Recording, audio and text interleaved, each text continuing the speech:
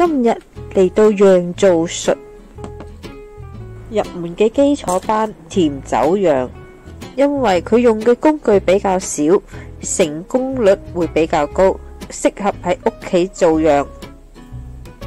喺開始之前，請 follow 我哋嘅頻道啦。喵！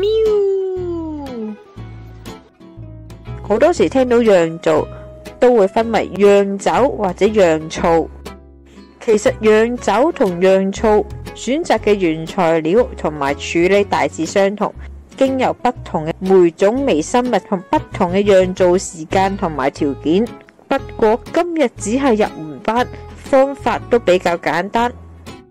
做酒釀只需要3個材料加時間，材料越少，對成品嘅結果係非常之有影響。水我哋就冇得揀，呢一隻叫玄糯米，澱粉比較重，甜度就會比較高。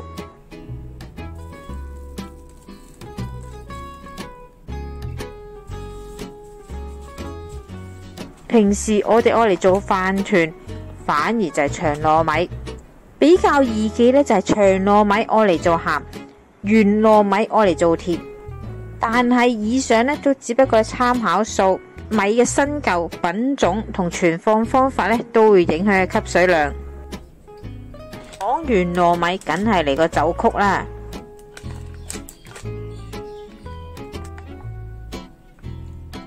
市面上有千萬嘅酒曲，我專登喺專賣上海貨嘅南貨店揾到專屬嘅甜酒曲。每一種牌子酒曲同糯米嘅比例都會唔同，最好跟翻自己牌子嚟做調整。如果買翻嚟嘅酒曲已經係粉末狀呢，就唔使做後期加工。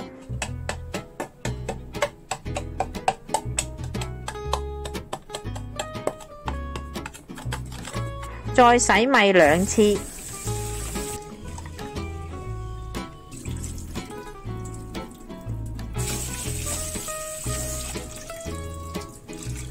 我份人就比較懶，有電飯煲我梗係用電飯煲啦。就好當平時煮米一樣，加適量嘅水，唔使浸泡。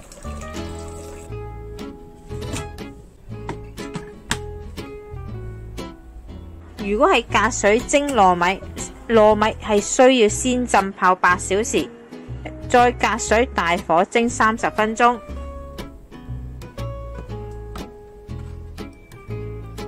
不論你用電飯煲定隔水蒸，有幾點大家都要注意。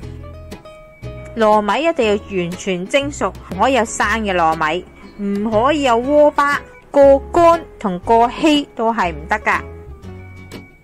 烤用具可以揀玻璃、陶瓷、塑膠，但需要密封同乾淨。之前最好用熱水消一消毒。加入放涼嘅糯米，再加入酒曲碎。酒曲係酵母，溫度過熱就會將酵母殺死，所以糯米要先放涼。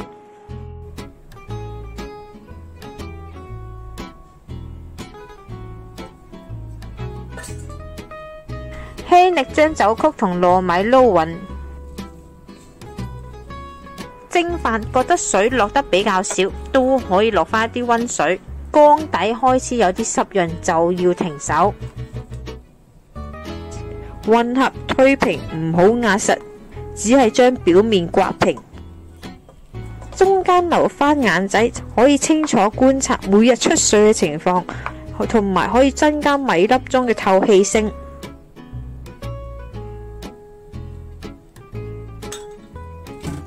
再喺飯嘅表面灑上少少嘅酒曲，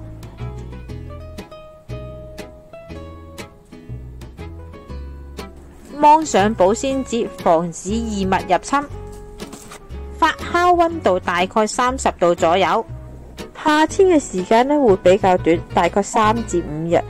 冬天最好就揾啲毛巾包住。呢一個係發酵第1日。完全冇任何嘅跡象，冇發毛，亦都冇酒冇水，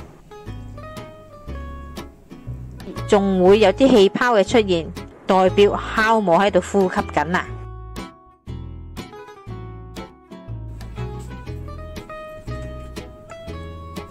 甜酒釀因為酒嘅度數比較低，發酵唔可以超過5日，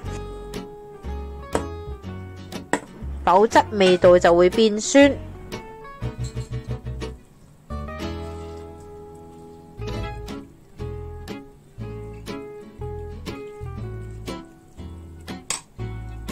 放入消毒咗嘅玻璃樽入邊，存放期大概只可以喺雪櫃1個禮拜。點解超市嗰啲可以擺咁耐嘅？如果想增加存放期，就要做以下嘅動作：酒釀再喺熱水入邊蒸10分鐘，令到酵母受熱而死亡，唔會繼續工作。